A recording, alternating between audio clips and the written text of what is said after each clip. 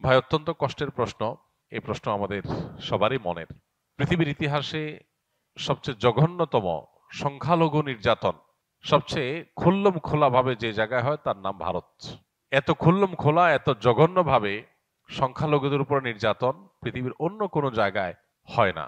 অভিশপ্ত ইসরায়েলিরা যে ফিলিস্তিনে যেটা করছে সেটাকে তো সংখ্যালঘু নির্যাতন বলা চলে না, সেটা তো আগ্রাসন, দখলদারিত্ব। কিন্তু একটা দেশে বিভিন্ন ধর্মের মানুষ বসবাস করে, সেখানে সংখ্যায় কেউ কম হলে তাদের প্রতি নির্যাতন, নিপীড়নের যে নজির ভারত রেখেছে, এটা পৃথিবীর কোনো দেশ এত জঘন্যভাবে আর রাখে নাই। তো এই জন্য প্রথম কথা হলো, ভারতের মাজলুম, অসহায় মুসলমান, নির্যাতিত মুসলমানদের পাশে আমাদের সামর্থ্য অনুযায়ী দাঁড়ানোটা ফরজ। যতটুকু সামর্থ্য আছে ততটুকু, কিন্তু দাঁড়াতে হবে আমাকে। যতটুকু যেভাবে সম্ভব ততটুকু সেভাবে আমাদেরকে দাঁড়ানোর চেষ্টা করতে হবে।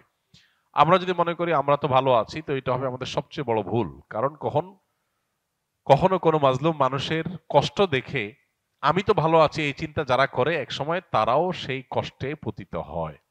অতএব আমাদের ইমানই যে চেতনা, আমাদের যে মানবিক মূল্যবোধ, সেটার তাগাদায় ভারতের মুসলিম নিধন, ভারতে মুসলমানদের মসজিদ, মাদ্রাসা একের পর এক উচ্ছেদ করা, দখল করার যে মহোৎসব চলছে, সেখানে বিভিন্ন ছুতা অজুহাতে বিভিন্ন নাটক সাজিয়ে সেখানে মুসলমানদের নিধন করাকে যে হালাল করা হচ্ছে, এটার বিরুদ্ধে আমাদের প্রত্যেকটা মানুষকে সর্বোচ্চ প্রতিবাদ যার যার জায়গা থেকে জানাতে হবে। এবং সেখানে এ জাতীয় জুলুম যেন বন্ধ হয়, সেটার জন্য আমাদের সরকারকে চাপ দেওয়া, সরকারের মাধ্যমে প্রতিবাদ জানানো, রাষ্ট্রীয়ভাবে বিভিন্নভাবে, এটা আমাদের অব্যাহত রাখতে হবে। ইতিমধ্যে আমাদের সরকারিভাবে আলহামদুলিল্লাহ নিন্দা জানানো হয়েছে এবং সেখানে সংখ্যালঘু মুসলমানদের প্রতি জুলুম বন্ধ করার আহ্বান জানানো হয়েছে। সন্দেহাতীতভাবে এটা প্রশংসনীয় কাজ, এটা অব্যাহত রাখতে হবে। আমাদের সবচেয়ে লজ্জা হয় যখন আমরা দেখি যে ভারতীয়রা বা ভারত আমাদেরকে বলে যে দেশে সংখ্যালঘু হিন্দুদের প্রতি জুলুম বন্ধ করতে। এটা যখন তারা বলে, এটা হয় আমাদের সবচেয়ে বড় লজ্জার কারণ, সবচেয়ে বড় অবাক করা বিষয়। কারণ ব্যাপারটা এরকম যে চালনি সুইকে বলে যে তোমার পেছনে ছিদ্র আছে। চালনি যদি সুইকে বলে তোমার পেছনে ছিদ্র আছে, এটা যেরকম বেমানান, এটা যেরকম হাস্যকর, ভারতীয়দের বাংলাদেশের মানুষকে সংখ্যালঘু নির্যাতনের বিষয়ে সবক দিতে আসা এরকম হাস্যকর। কারণ তারা যেটা করছে, এটা পৃথিবীর কোন সভ্য সমাজে, কোন সমাজে, কোন রাষ্ট্রে সেটা কেউই করছে না। অতএব তাদের এগুলোর বিরুদ্ধে আমাদের প্রত্যেকটা মানুষকে ঐক্যবদ্ধ থাকতে হবে। ভারতীয়দের এই সমস্ত অপকর্মকে যারা বৈধ মনে করে, যৌক্তিক মনে করে, তারা হলো এই দেশের তথাকথিত এক শ্রেণীর মানবাধিকার কর্মী, যারা মানবাধিকারের নামে পতিতাবৃত্তি করার অধিকার চায়। তারা মানুষের বাঁচার অধিকার এতটা চায় না। যারা মানবাধিকারের নামে একজন মানুষের সৃষ্টিগত যে পরিচয়, সেটাকে তারা পরিবর্তন করার অধিকার চায়, কিন্তু পৃথিবীর বহু প্রান্তে বহু মাজলুম মানুষ বিনা দোষে প্রতিনিয়ত নিহত হচ্ছে, খুন হচ্ছে, তাদের ব্যাপারে তাদের কোনো মাথা ব্যথা নাই। এই মানুষগুলাই এই ভারতে যে মুসলিম নিধন চলছে সে ব্যাপারে দেখবেন মুখে কুলুপ দিয়ে বসে আছে। অন্যান্য বিষয়ে তারা দেখবেন খুব সরব। কোনো মুসলমান যদি কোনো ভুল করে সেটা নিয়ে তাদের সবাইকে দেখবেন সরব হয়ে গেছে, কিন্তু মুসলমানদের নিধন চলছে এরপরে তারা সবচাইতে চুপ। আল্লাহ তাআলা আমাদেরকে কপটদের চেনার তৌফিক দান করুন এবং আমাদের কর্তব্যটুকু আমাদেরকে পালন করার তৌফিক দান করুন।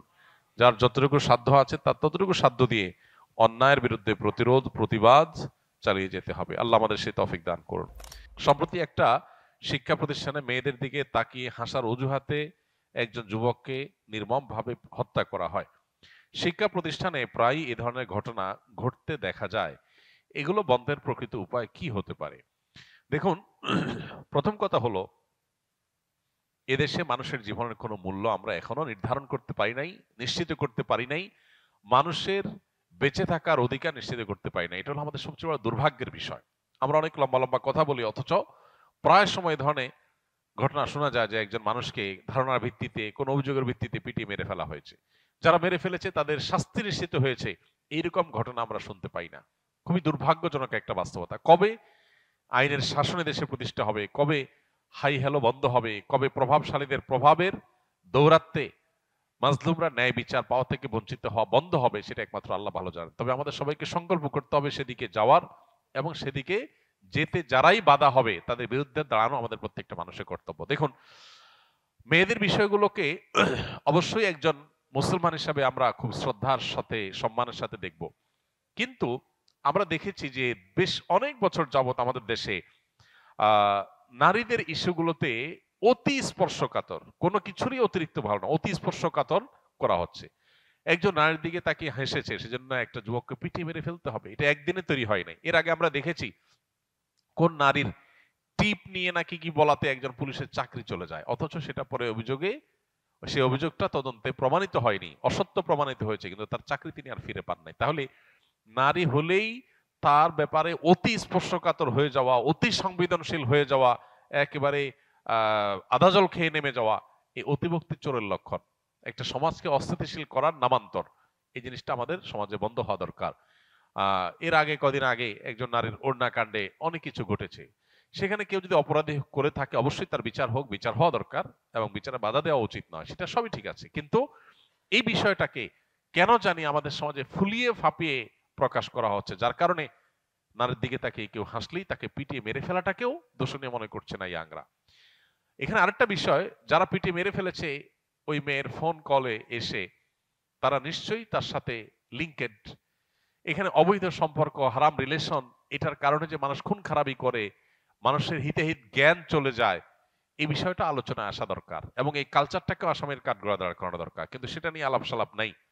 এবং যে মেয়েদের কারণে, যে মেয়ের কারণে এরকম একটা টকবগে তরুণ যুবক খুন হয়ে গেল, সেই মেয়েকে বিচারের কাঠগড়া দাঁড় করানো দরকার। এটা হলো সবচেয়ে বড় প্রয়োজনীয় কাজ। আমরা আশা করব যে এই খুনের সাথে যারা জড়িত তাদের মৃত্যুদণ্ড এদেশে মানুষ অনতিবিলম্বে দেখতে চায়, নিশ্চিত করতে চায়।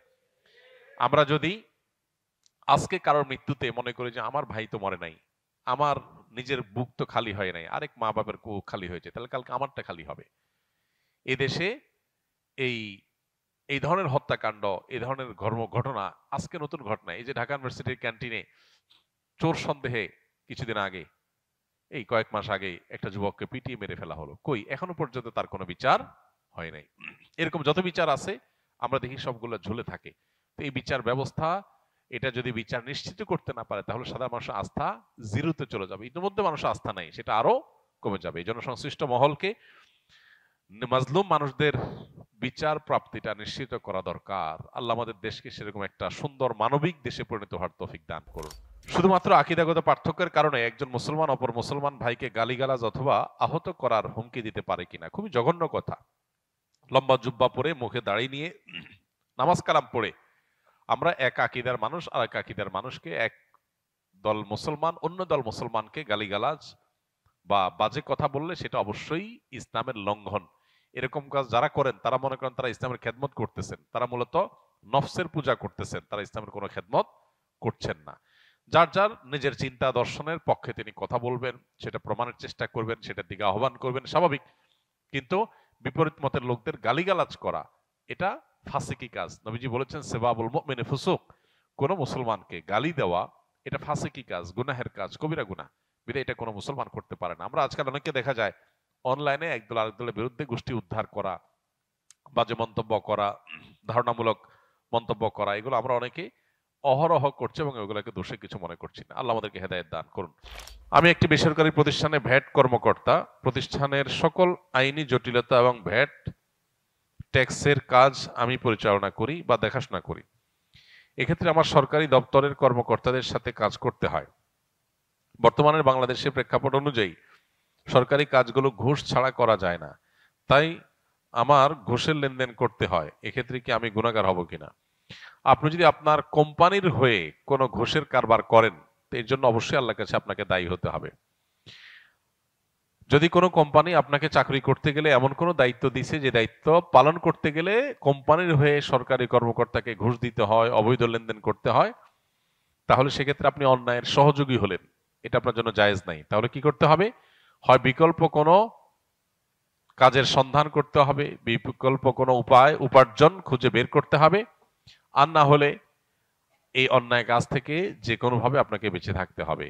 যদি বলেন যে আমার নিয়মিত কাজে এটা, কোম্পানির হয়ে নেগোসিয়েশন করা, ঘুষ দেওয়া, অবৈধ লেনদেন করা, তাহলে এটা আপনার জন্য হারাম। কারণ আল্লাহ বলেছেন তাআবানু আলাল বিররি ওয়াত তাকওয়া ওয়ালা তাআবানু আলাল ইসমি ওয়াল উদওয়ান, পাপ এবং সীমালঙ্ঘনের কাজে কেউ কারো সহযোগিতা করা এটা জায়েজ নয়। বিধায় আপনি নিজে ঘুষ খাচ্ছেন না, কিন্তু আরেকজন ঘুষ খাচ্ছে, আপনি মধ্যস্থতা করলেন, কোম্পানি থেকে নিয়ে তার কাছে দিলেন, আপনিও সমান অপরাধী।